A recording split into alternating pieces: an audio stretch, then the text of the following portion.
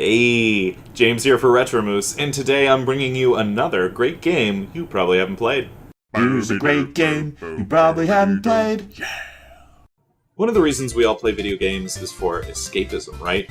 We all want to be taken away to a fantasy world and go on an awesome adventure. So the question then becomes, what is your ideal adventure? Is it storming a castle and slaying a mighty dragon? Is it setting sail on the high seas in search of a tropical island with treasure? Maybe you're more into the paranormal and want to investigate a haunted mansion filled with ghosts in a cursed village. Or maybe you're more the intellectual type. You want to solve tough mysteries aboard a passenger train.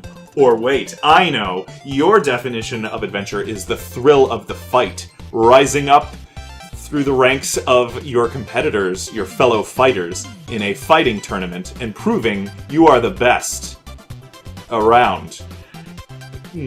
What if there was a game that offered all of these experiences? That's right, I'm talking about Paper Mario: The Thousand-Year Door. Now wait a minute, I know you might be saying, I've played some of these Paper Mario games before, or I've played the Mario and Luigi games, or Mario RPG, but have you played this one? Because it's the best one. So James, you ask, what makes Thousand Year Door so good? Well, I reply, that would be the excellent writing that is on display in this game. The writing and localization teams that worked on this game really hit it out of the park. So like most of the other Mario RPG games, Mario is mute in this game, so all of the dialogue interaction you do with other NPCs is told via surrogate through whatever partner you have out at that time. And all of the partners have their own unique personalities and ways of reacting to whatever NPC you're talking to at the moment. I really love the use of animated text on some of the text bubbles to stress how some of the characters are thinking or feeling. Sometimes you'll get like a scene playing in the background of another scene, which is interesting and something I haven't seen a lot of RPGs tackle before. You also get to occasionally play as Bowser and Peach. So Peach's inclusion in most Mario games is just as a plot device, right? She gets kidnapped and Mario has to go rescue her. And that also happens in this game. But also you get to play as Peach and see a lot of the story's events through her eyes, which is interesting. And we don't get to see that a lot with Peach.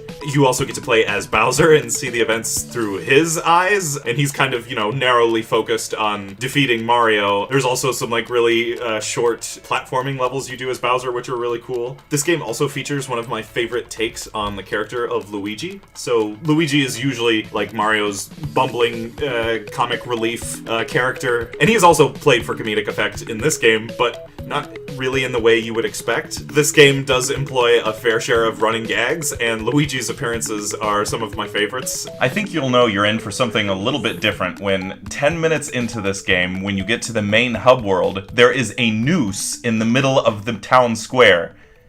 A noose in a Mario game. A noose!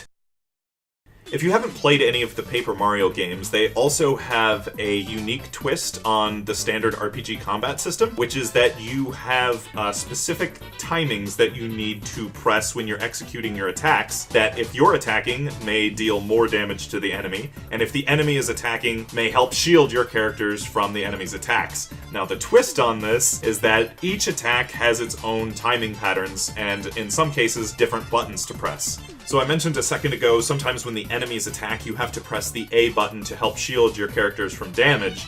You can also press the B button to counterattack the enemy and take no damage at all for yourself, which seems very optimal. Now, the problem with this is that the timing on the B button counterattack is extremely strict, whereas the timings on the A button are a little more lenient. And as you get farther in the game, the enemies get more and more tricky with their attack patterns. They have some attack patterns that look like other attack patterns, and they have mix-ups and everything. So it's usually hard to consistently counterattack, but it's a nice risk-reward mechanic for those people who are feeling a little more daring.